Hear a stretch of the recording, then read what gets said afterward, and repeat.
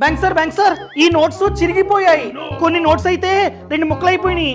So వీటిని exchange చేయాలి. ఎక్స్చేంజా? కాస్త వర్క్ ఉంది సార్, వెళ్ళండి. Sir, according to the RBI అన్ని పబ్లిక్ సెక్టర్ బ్యాంక్స్ ఫ్రీగా ఈ నోట్స్ ని ఎక్స్చేంజ్ చేయాల్సిందే. అంటే చిరిగిన నోట్ ని తీసుకొని వేరే నోట్ ని ఇవ్వాల్సిందే. ఒకవేళ ఇవ్వం అని చెప్తే మాకు బ్యాంకింగ్ అంబుడ్స్మెన్ లో కంప్లైంట్ ఇవ్వడానికి రైట్ ఉంది.